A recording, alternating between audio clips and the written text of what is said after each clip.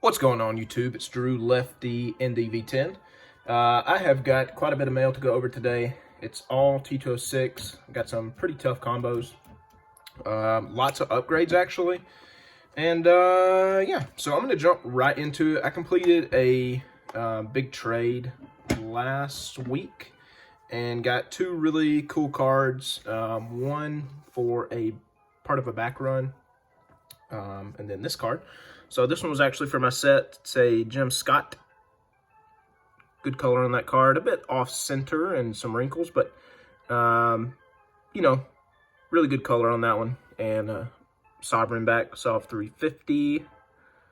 So that was part of the deal. And then the bigger card in the trade was this. Mike Donlin, seated. Old Mill PSA 2. So Donlin is in print group 1, where the old mills are incredibly tough. I mean, just very, very, very tough cards to find. This card in particular does not have a ton of off-back combinations. He comes in, obviously, old mill, Sovereign 150, Sovereign 350, and then EPDG. So I just need the EPDG to you know, really kind of get a good start on this back run, which I'll probably do one day. I've got mostly the tough ones out of the way. Moving on, got this card from a good friend. Thank you, Scott. This one was lost in transit. Took about 3 weeks to get here. I had personally given up hope on it. It's a very, very nice looking 3 for my set. I had kind of given up hope on it, and Scott had reached out to the post office, and I was like, dude, don't even bother. It's not going to get you anywhere. But totally worth it. He did not give up, and it finally got some movement and made it here. I think I bought this card on like January 25th or something, and today's February 19th. So, and it showed up 2 days ago. So, yeah. Moral of the story, don't give up. Also, fun fact, his name is Chappie Charles. I totally, for the longest time, thought his name was Charles Chappie. So, yeah, just a random mistake. Chappie does not sound like a first name, and Charles does not sound like a last name. Let's see, next up. This is a new addition from a Facebook group. Really cool looking 3.5 Downey. Cincinnati. A lot of the Cincinnati team poses look very similar, but great color on this one. Good centering. Fantastic card. It's a Sovereign. I'm sorry. I wish it was a Sovereign. It's a Sweet Cap 350. Nothing fancy there, but very good card. Happy to have that one. Man, look at those colors. You know, oftentimes people ask, why are you spending 75, 80 bucks on a common 3, and there's 375 of them in the set? Because they look awesome. That's why. Speaking of awesome, this is a really good one as well. I won this one on eBay. Bill Chappelle from Chappelle Show. What up, Dave Chappelle, my favorite comedian of all time. This is Bill Chappelle, obviously no relation. One of the minor league examples for Rochester. Fantastic color on this card. It's got a little bit of like this flame action going on. There, it's kind of hard to see. Just a good solid 3 for my set. Basically exactly what I'm looking for across the board. You know what? We're going to move him over here where the light's a little better. I am going to invest in a halo light. I got to get my wife to order me one from Amazon. Next up, this was also an upgrade. The color on this is just stunning. Let me pull out my old, if I had it handy, which, yeah. So here was my old example on the left. Obviously the new one on the right, and the color on this one is just fantastic. Absolutely incredible card. Love it. Both of them have a bit of staining, but that's okay. This one's a polar bear back, so happy to have that in the set.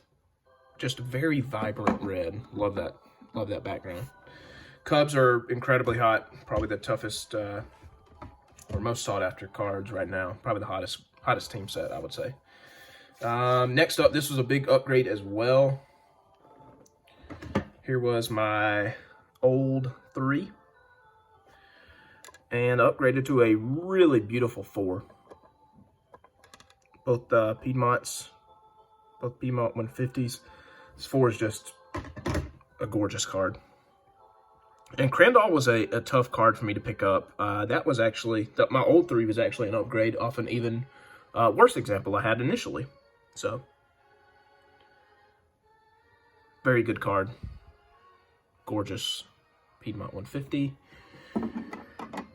All right, getting down to the last 2 cards for today. This was another very nice upgrade. I don't have my old copy around, I don't think. No, I don't.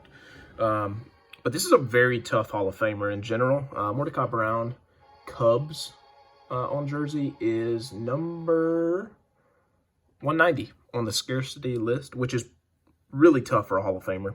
Most of the Hall of Famers, you would, I don't know, conventional wisdom, you might think, oh, they're Hall of Famers, they're tough to find. Not necessarily the case. The Hall of Famers are 2-3 times printed than most of the commons, or at least graded more than the commons. This card is tough because it's a 150 series only, so he was not extended in this pose into the 350 series. So he's only in Piedmont, Sovereign, Hindu, and Sweet Caporal, and Old Mill, I believe. Yeah. So, just a gorgeous card. Love it. Very, very tough. I paid $600 for this card in a 3, and that was a really good price. So, I'm very happy with that. And then the last card, we'll go down story, a little bit of a story time here. I know we're already at 7 minutes, but back in 2010, when I graduated high school, I bought my first 3 or 4 T206, and this was one of the first cards. It was an Adios, obviously not in this holder. It was actually in a PSA holder, believe it or not. But I paid $25 for this card back in 2010, and it is an absolute beater, as we would call it. It's a polar bear back, so it's got a lot of staining, but just some kid carried this around in his pocket. And I just never upgraded this card. It was honestly just kind of a meme in my collection, where most cards in my set, have what I like to think really good eye appeal, and this card just kind of hanging out, total meme. I finally bit the bullet and upgraded to this beautiful example here. So I got a really nice 3 now. I'm super happy about that. Adios, really cool story. Died tragically early. But, yeah, Sweet Cap 350, a little bit of ghosting images on the back there. But, yeah, gorgeous card. That is all I have, guys. Thank you so much for watching. See you next time.